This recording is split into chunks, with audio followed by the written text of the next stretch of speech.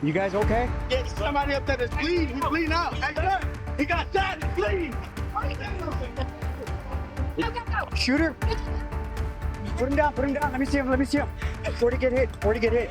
I'll put a bandana right there. Okay. Inside the warehouse, just chaotic scene. But one thing I was able to notice right away were casings. Your leg just slow. It's okay. He's when they got shot. Then deputies received the information that there was another gunshot victim at the location. Where'd he get hit? Where'd he get hit? You can tell that from the knocked over tables, the trash, cups everywhere, just chaos. He didn't make it?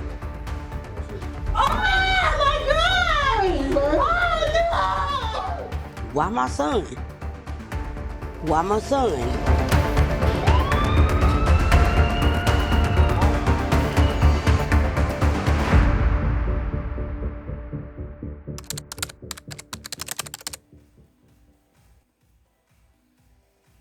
On April 20th, 2019, inside a warehouse music venue on Tidwell Drive in Tyler, Texas, what started as a late-night party suddenly turned into a nightmare. The music was loud, the crowd was packed near the stage, everything felt normal. Until the room heard the sound no one was ready for.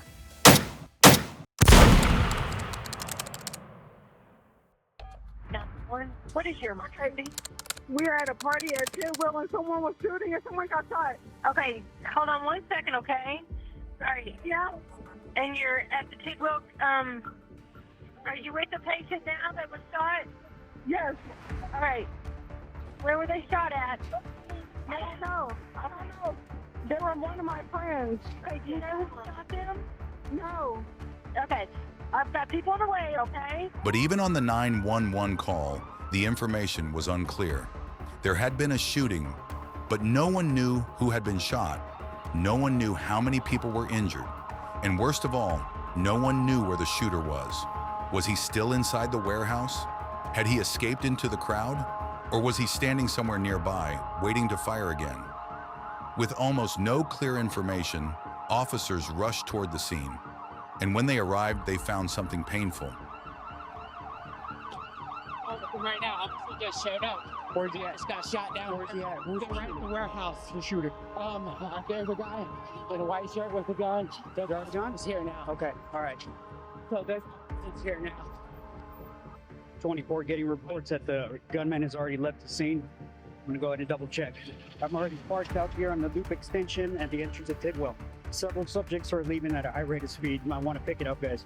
Yeah. Nobody knows at this time who the suspect is. You guys okay? Yeah, somebody up there that's bleeding. He's bleeding out. Hey, look, he got shot. He's bleeding. We got one victim according to witnesses. Is the shooter still up there? Shooter? As deputies approached the scene, they observed people running from the location as if their life depended on it. You don't know if one of those even could be the shooter, or if there's multiple shooters, but you still have to get in there. Put him down. Let me see him. Where'd he get hit? I'll put a bandana right there. Okay, all right. I got an ambulance coming. Shooter, where's he at? Don't know. Nobody knows who the shooter No. No, we don't know. We have, Oh, he left? there's somebody that came into the All hospital right, right now. put it down. True. Where? Stop.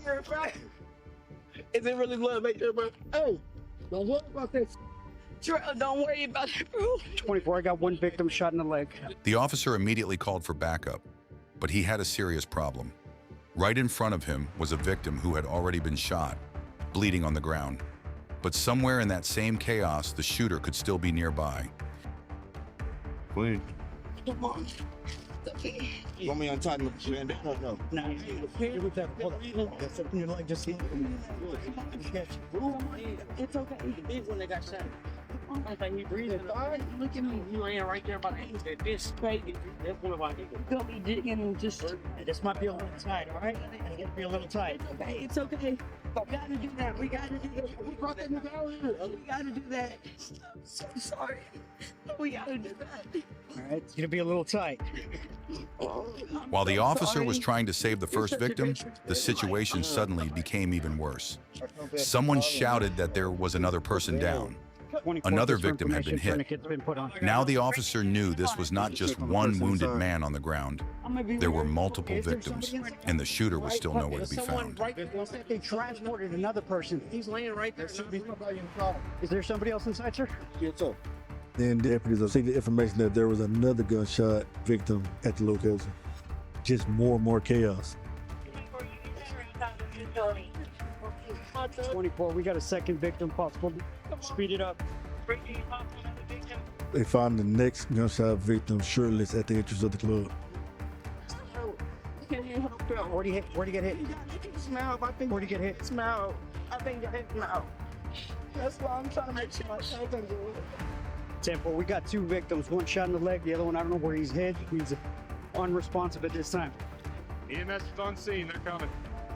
Who did this? Does anybody know who did this? Nobody? No. They're providing the CPR, and it's terrible.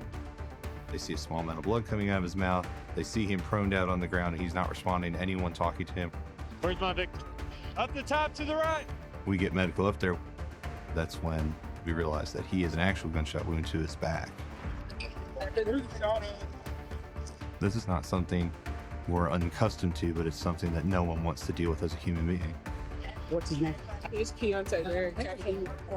K-E-Y? The name of the victim was KEYUNTA DEVOR BARRETT.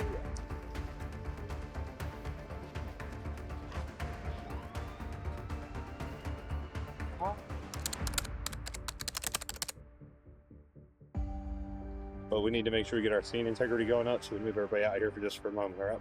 After the victims were rushed to the hospital, officers began their investigation. Now they had to understand what had really happened inside that warehouse. Who were the victims? Why were they there? Who fired the shots? Was there one shooter?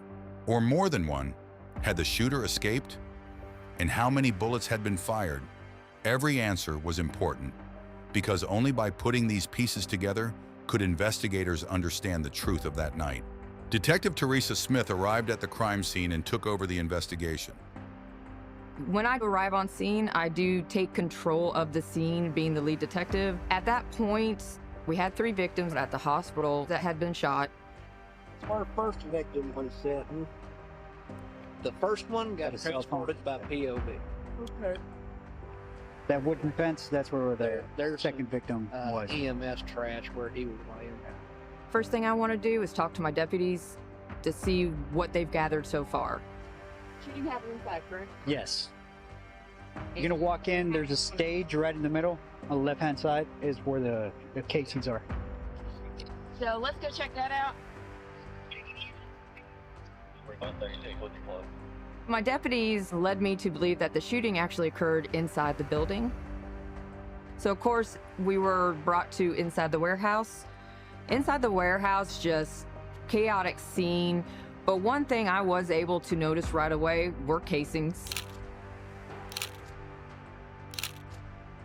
I could actually observe them on the concrete floor. There's clothing items all over the place. Chairs torn down.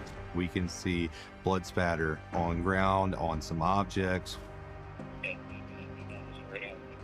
You can tell that from the knocked over tables, the trash, cups everywhere, just chaos. My crime scene technician was able to show me evidence of bullet holes in the ceiling. We found out that a flyer went out for the rap group, the Head Honchos. They were inviting people to come party with them at Tidwell that night, and that's why everyone was there that night. From the evidence so far, we still had a lot of unanswered questions. We needed more to move forward with our investigation. Officers then started speaking to the people who were at the party, hoping someone had seen what happened.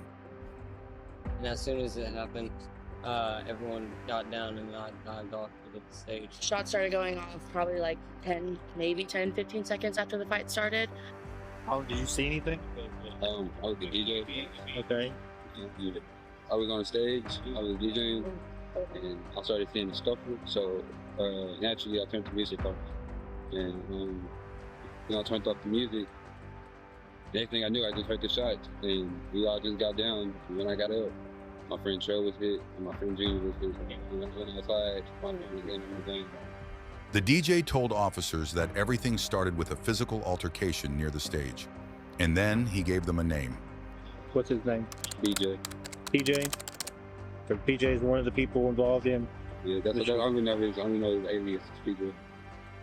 the nickname, just PJ, or is that short for something? Are those his initials? It might be short. It might be. We just know about PJ. White, black, Hispanic. He's very. Anybody know where PJ lives? The apartment complex in Tyler, that's all I can tell you. He lives there with his mom. Okay. So PJ lives with his mom. Officers were able to locate PJ and brought him in for questioning to hear his side of the story. But yeah, I was gonna say, we've been out this all day. So we kind of, plus, Your name We get been all day. Good or bad? It ain't good. do me a favor, start to finish, tell me from the minute you got there to the minute you left, what is going on? PJ was there that night at the concert for the rap group, the Head Honchos. PJ let us know that he's had beef with the Head Honchos for a long time. During one of the Head Honchos songs they started singing, which was called Red Rum, and of course Red Rum means murder, if you twisted the words around, he got very offended by it. And this is what started PJ going on this stage and start fighting them.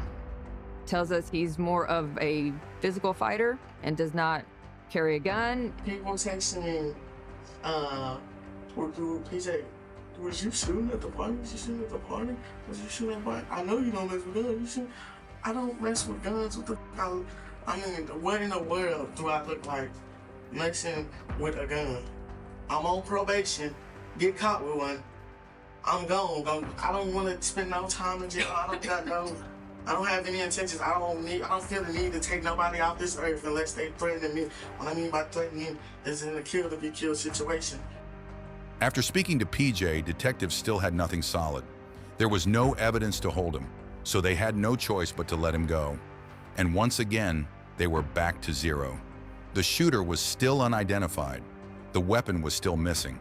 With no clear answers at the scene, detectives shifted their focus to the hospital, where the surviving victims were being treated. So one of the victims my detective spoke to at the hospital was Cantrell. Cantrell actually was shot in the leg while on scene. We're trying to figure out if there was a beef with somebody, if there was somebody pissed off at you or him. If you guys were up there rapping, was it a rap battle? Were you talking crap about somebody? Music. We were just trying to get, we were just trying to get people off the stage that didn't belong. And then was just going on. And then started throwing this again. Everybody else started fighting. I failed. Do you know who that dude was? Officers first spoke to Kentrell, one of the surviving victims, but he could not give them much information. He had heard the fight, then the gunshots, and then he was hit. With very little coming from Kentrell, detectives moved to the other surviving victim, hoping his version would bring them closer to the truth. Tell me about when you got hit. You feel it from the back? No, with the, I had got punched in the eye first. Somebody hit me in the eye, and then it was maybe 3 seconds later, it was pow, pow. And then I didn't feel the gunshot at first, but then I slowly started falling down, and I was like, yeah, I got a shot. We asked him if he could identify anybody on that stage that was included in the fight, and the name he gave us was Trayvon Maddox, but that was his own friend, and he had no thought in the world that his own friend would shoot him. However, Trayvon Maddox needs to be located, because now I'm interested in what Trey has to say and what he observed that night. While the surviving victims were being treated, family members and loved ones started gathering at the hospital. Everyone was desperate for answers. Among them were KEYUNTA's parents. But they were about to hear the news no parent should ever have to hear. All right, Ron, your son, what's your son's name? KEYUNTA, KEYUNTA. Barrett. He got a tattoo on his arm. Is it A red, blue rose with Susan. Susan? And some other tattoos. Yeah. Yeah, on his shoulder. I forgot what that is. He was brought in. It was too much damage. He didn't make it?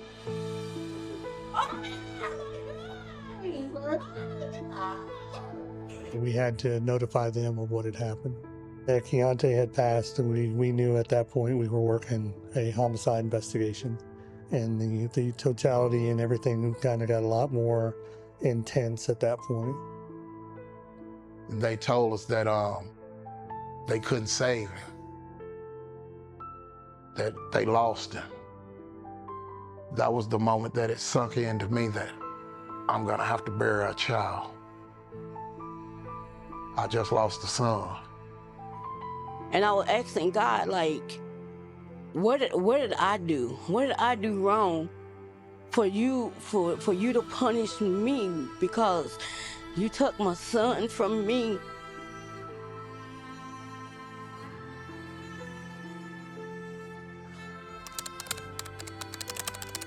I died when KEYUNTA died. KEYUNTA was a real good kid. He was lovable. He was happy. He got along with his brothers and sisters. He cared for all of them. And he was showing them the way that it's supposed to be.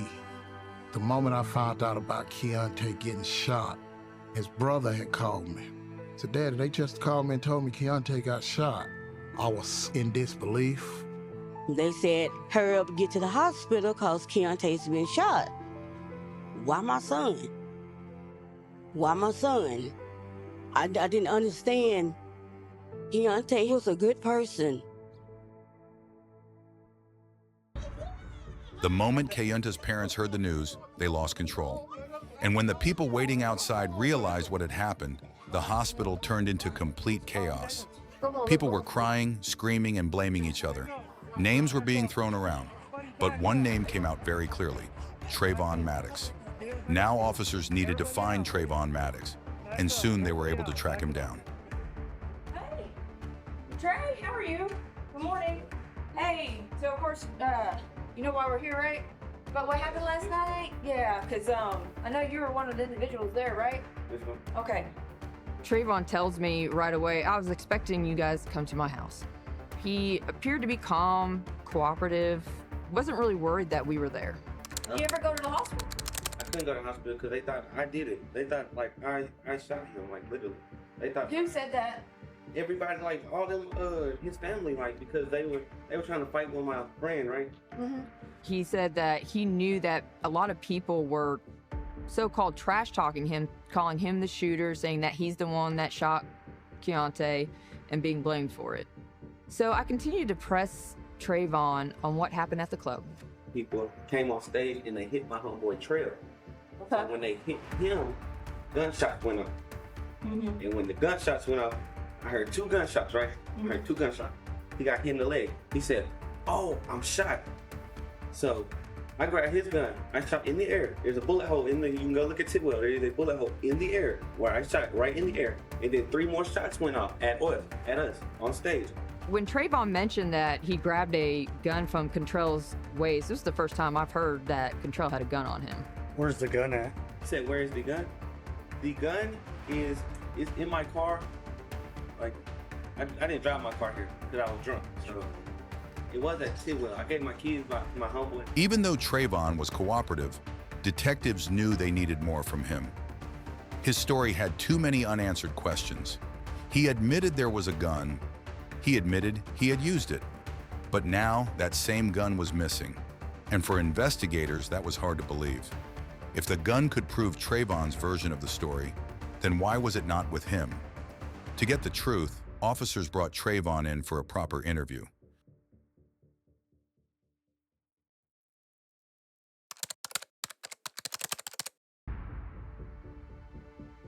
Officers brought Trayvon in and started questioning him deeper. At first, he stayed with the same story. He said he had only fired into the air. He said he did not shoot KEYUNTA. From the beginning, and as best as you can, everything you can remember, okay?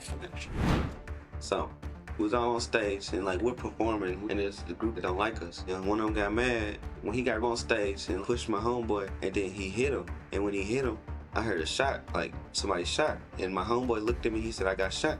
And then I grabbed my homeboy's gun and I shot in the air to make everybody leave. And that's when I heard 3 more shots in the crowd. And then everybody like ran, like after them 3 shots. Then there was this big dude, the G dude, he was outside with a gun. But as detectives kept pressing him, Trayvon finally gave them another name, G, and according to Trayvon, G stood for Giovanni. It could be the fact that he's just trying to get all this off of him and steer us in a different direction, but it's still a lead we need to follow up with because Giovanni could have been the possible shooter too of KEYUNTA. Detectives finally had something solid from Trayvon. He admitted that he had fired a gun inside a crowded venue, and that was enough. Because firing shots in the middle of a crowd is not a small mistake. It is a felony. So officers arrested Trayvon for deadly conduct. But the case was far from over. Now investigators had 2 urgent questions. Where was the gun Trayvon had used? And who exactly was Giovanni? During our initial research with Giovanni, he had no criminal history, he had no connection to any of our victims, but we need to follow up any lead that leads us to anyone who could be responsible for KEYUNTA's death. So we start watching him during surveillance. Officers placed Giovanni under surveillance and started watching his every move. At first, nothing happened. No suspicious activity, no clear lead. But investigators kept waiting. And then the moment they had been waiting for finally came. Giovanni moved, and the officers went into action. Driver, roll down your window. Turn off your engine. Take your keys out of the ignition. Go ahead, throw your keys out. Open the door from the outside. Go ahead and step out. Keep your hands visible. Keep your hands up.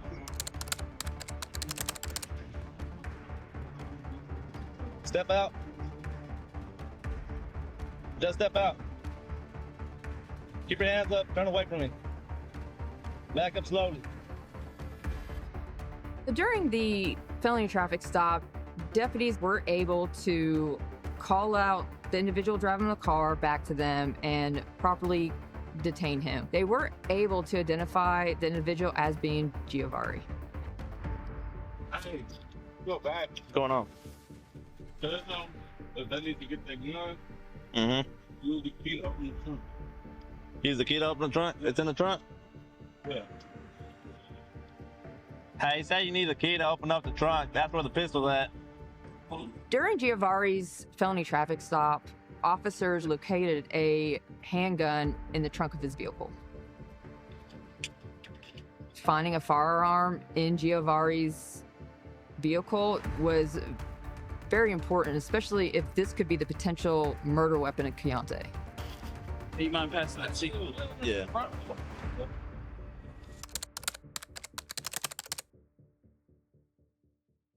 Officers brought Giovanni in for questioning to understand his side of the story. Now they needed to know one thing clearly. Was Giovanni just another person caught in the chaos?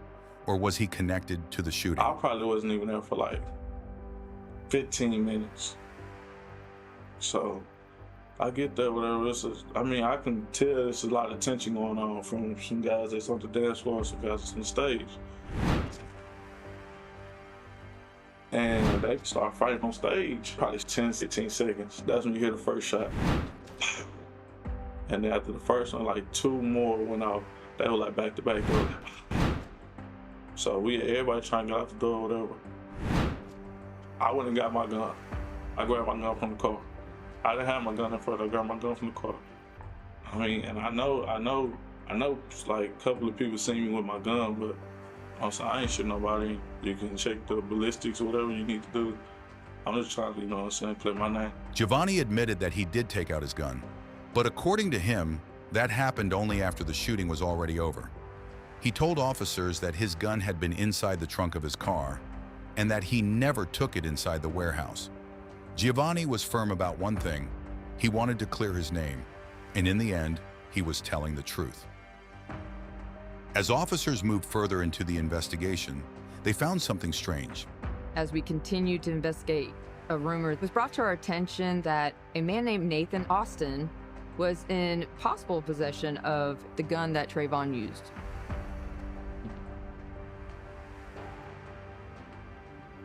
With that information, a team of investigators went to locate Nathan and found Nathan at a pond.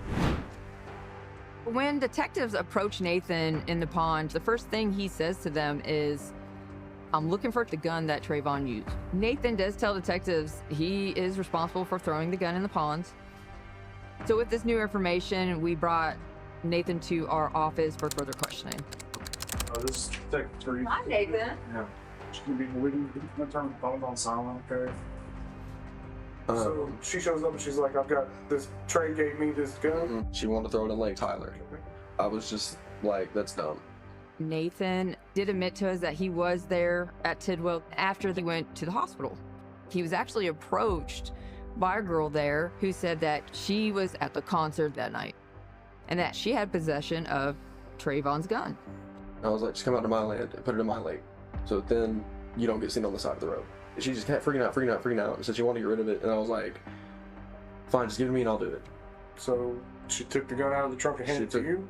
Yeah, she followed me down to the lake. And then I threw it in the lake. At this point, since we don't know the actual identification of the actual shooter, Nathan is now a suspect as well. Everybody's a suspect until the actual shooter is identified. Finally, officers discovered where the missing gun was. It had been thrown into a pond. A dive team was called in, and after searching underwater, they recovered the weapon.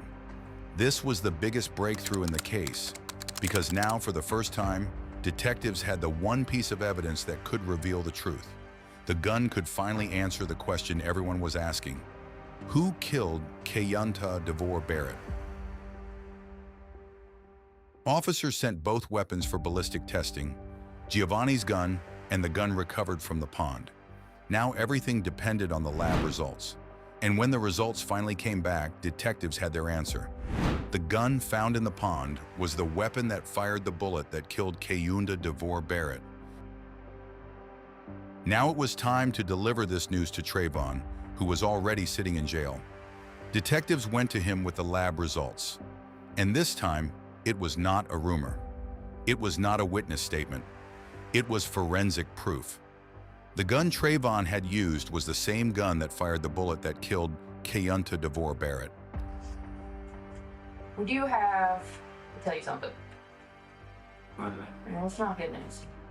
What is that? So we dragged the pawn, got the gun back, and it was where they were at. Okay, there was no magazine. But we do know for a fact from evidence it was shot more than once. Barrett? Keontae? Keontae? Yeah. Yeah, he was murdered by that gun. How was he murdered by that gun? How was he shot by that gun if I did not shoot him with that gun? How was he murdered by that gun? The bullet that killed Barrett came from the gun that was in your hand. How did it, how? Because Please there's tell me how. okay, forensic science, okay? They did all the testing. The gun was shot more than once. There was a witness who said that you did a double tap. You may have not realized it.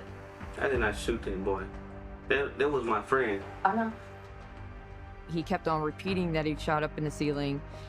He also would say maybe it was a ricochet, maybe the bullet bounced, but again, I told Trayvon that even if it was a ricochet, the science behind it and all the evidence, even if with a ricochet, you're responsible for that bullet. You knowingly pulled the trigger and you're responsible for wherever that bullet goes. Why would I shoot him? Honestly, I believe it was an accident.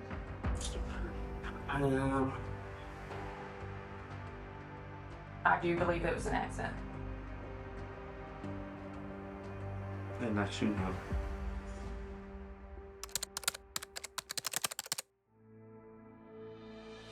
Trayvon never accepted that he had killed KEYUNTTA. But looking at the entire situation, Investigators believed this was not intentional. They believed it was an accident. Still, accidental or not, a young man had lost his life, and a crime had been committed. In the end, Trayvon Maddox pleaded to manslaughter and was sentenced to 10 years in prison.